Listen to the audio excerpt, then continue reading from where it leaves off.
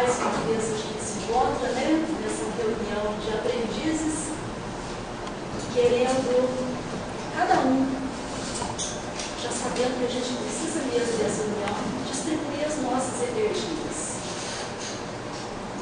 Para iniciar os nossos trabalhos hoje, nós vamos contar com a presença do nosso irmão André, Alex.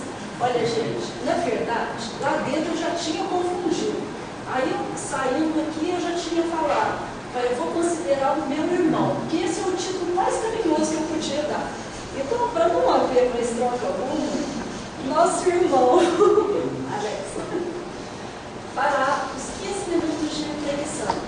Logo em seguida, nosso irmão, Carlos, fará o estudo da noite. Pedimos encarecidamente para a gente guardar os nossos celulares, que eles têm mania de assustar a gente na hora que não pode, né? Então eles fiquem desligados.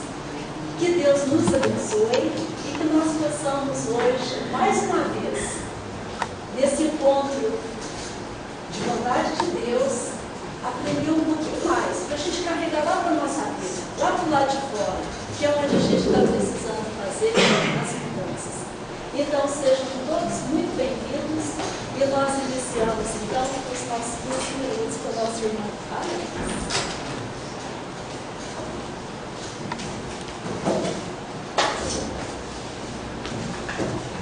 Boa noite a todos. Nosso Mestre Jesus nos abençoe.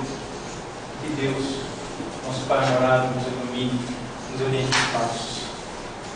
A primeira mensagem da noite é do livro Palavras de Vida Eterna, de Francisco Cândido Xavier, ditado pelo Espírito Emmanuel.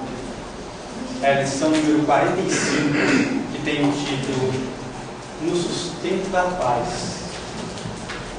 Vivei Paulo na sua carta a Tessalonicenses, capítulo 5, versículo 13. Costumamos referir-nos à guerra qual se ela fosse um fenômeno de estrutura política, exclusivamente atribuível aos desmandos de ditadores cruéis, quando todos somos intimados pela vida ao sustento da paz. Todos agimos uns sobre os outros, e ainda que a nossa influência pessoal se nos figure insignificante, ela não é menos viva na preservação da harmonia geral. A floresta é um espetáculo imponente da natureza, mas não se agigantou sem um concurso de sementes pequeninas. Quando Emmanuel vem nos trazendo essa explicação, esse esclarecimento, em cima da frase do apóstolo Paulo sobre a paz, nós observamos que nesse primeiro trecho cita ele sobre a guerra que existe no mundo. Nós passamos a imaginar, será que são as guerras únicas e exclusivas acontecidas no meio militar? De nação contra nação? E nós descobrimos que não. É a guerra íntima que acontece dentro de nós, dentro dos nossos lares, com os vizinhos, entre irmãos, entre os familiares, entre aqueles que nos cercam. E vamos descobrir que não adianta colocar a culpa nos outros daquilo que está acontecendo.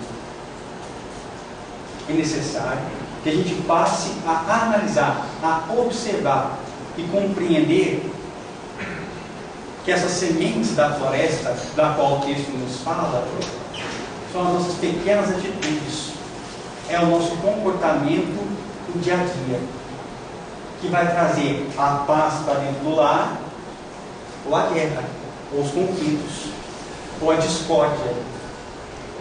Vejamos o que mais Emmanuel nos fala na lição.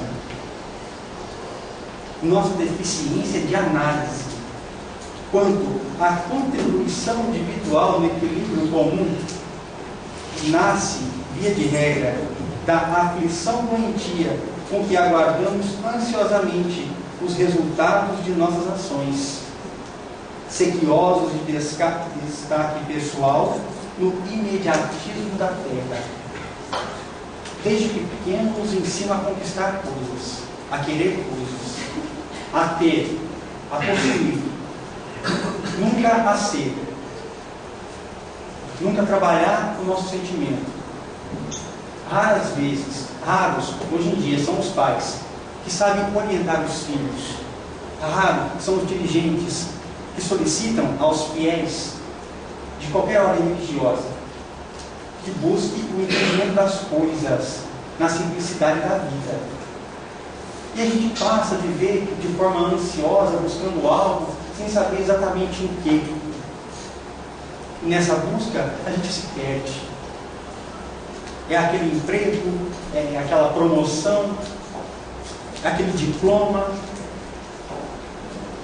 E nos esquecemos que quando desencarnarmos, nada disso vamos levar. O que realmente nos pertence é aquilo que nós pensamos, é aquilo que nós sentimos. Se é bom ou se é ruim, é construção nossa, é escolha nossa. A paz é a felicidade que todos nós almejamos. Do lado de lá, começa sendo construída aqui.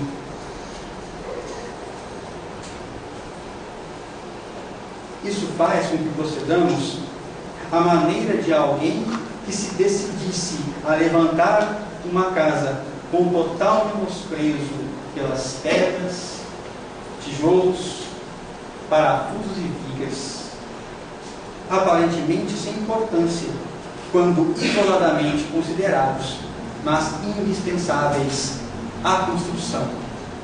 E a gente passa a se perguntar, qual é o tijolo, o parafuso que nos mantém de pé na nossa construção íntima? A gente passa a imaginar primeiro no campo da alimentação física, o exagero que nós cometemos de todas as ordens. Depois o alimento espiritual. Não sabemos aproveitar os tempos, os dias, as horas para crescermos. Nós não nos desprendemos, nós nos prendemos às coisas. Dentro das instituições religiosas, apesar do pouco tempo de vivência na doutrina dos espíritos, essa doutrina consoladora e esclarecedora, a gente já começa a perceber que o instante que nós buscamos a casa, que nós buscamos as orientações, são nos momentos da necessidade. Porque no momento da festa, tudo é carnaval, tudo é alegria, não existe por que aqui estarmos. Só se estivermos doentes, ou sem emprego, sem namorado, marido ou a esposa que foi embora, não quer voltar para casa. E Deus, na sua infinita misericórdia, aproveita desses instantes para se aproximar de nós, para nos fazer compreender que essa falta de paz íntima ocasionou todos os problemas, gerou todas essas discórdias. E a gente aprende a refletir melhor antes de agir. É disso que fala Emmanuel, essa falta de discernimento. E esse discernimento a gente constrói com o tempo. Não é da noite para o dia. Não é escutando a palavra daquele orador que fala maravilhosamente bem, nem admirando os trabalhos que são executados através dos espíritos, mas acima de tudo, compreendendo que aquilo é para nos tocar no campo da sensibilidade. Haja visto aqui o trabalho que foi realizado no último sábado, com as pinturas mediúnicas que aqui se encontram expostas. Eu me lembro de uma frase de André Luiz, nos falando que as artes são expressões derivadas do verbo, no livro Respostas da Vida. Que a escultura é a palavra coagulada, que a música é a palavra em harmonia, que a dança é a palavra em movimento, mas que a palavra em si é a própria vida. E é na busca dessa palavra, desse entendimento, seja expressa de qualquer forma, que nos toca a sensibilidade e a gente passa a observar as coisas com outros olhos. São os olhos da misericórdia, os olhos da paciência. Emmanuel se continua: habituamos-nos frequentemente a maldizer o irmão que se fez delinquente, com a absoluta descaridade, para com a debilitação de caráter a que chegou, depois de longo processo obsessivo que lhe corroeu a resistência moral. Quase sempre, após fugirmos da providência fraterna ou da simples conversação esclarecedora, capazes de induzi-lo à vitória sobre as tentações que o levaram à falta consumada. Quer dizer, é muito fácil para nós nos colocarmos na posição dos críticos, que define aquele criminoso que está preso como alguém que errou. Mas quem de nós se propõe a sair da casa, do conforto dos lares, para ir orientar aquele irmão? Quem de nós se propõe, na intimidade do lar, no silêncio da noite, fazer uma prece, rogando a Deus misericórdia para aquele que errou, nos esquecendo que um dia poderemos errar, cometer um erro daquilo que nós falamos, que nós acusamos, que nós apontamos como defeito? Nós outros, crentes na lei da reencarnação, essa bênção que vem dos céus, não devemos nos esquecer que um dia nós poderíamos ter feito aquilo que o outro fez. O orgulho, a vaidade, o egoísmo que enxergamos no outro não é senão um reflexo do que está dentro de nós. É o orgulho, a vaidade, o egoísmo. Por saber intimamente a existência daquele sentimento negativo, a gente passa a criticar. Lideramos reclamações contra o ruído forte de buzinas na via pública e não nos envergonhamos das maneiras violentas com que abalamos os nervos de quem nos ouve, principalmente dentro de casa. A gente sempre fala, o mundo está louco, mas a gente vive a loucura de nos ofender. É a mãe que pede uma coisa para o filho e ele responde de maneira mal educada.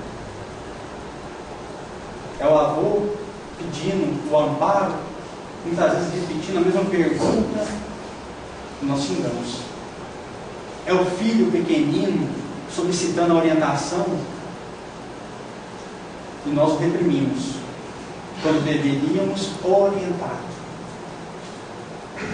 Todos somos chamados à edificação da paz, que, aliás, prescinde de qualquer impulso vinculado às atividades da guerra, e que, ao contrário do senso comum, depende de nossa luta por melhorarmos e educarmos. Nossa luta, não é a luta dos outros. É feito aquele pai, aquela mãe que orienta o filho. A obrigação dele é orientar, mas a responsabilidade do filho é seguir aquela orientação. Do lado de lá, os pais serão cobrados, com certeza, se orientaram devidamente os filhos. Mas os filhos também serão cobrados se deram atenção à orientação dada. Tudo é uma pergunta na vida. Você dá algo, você recebe algo.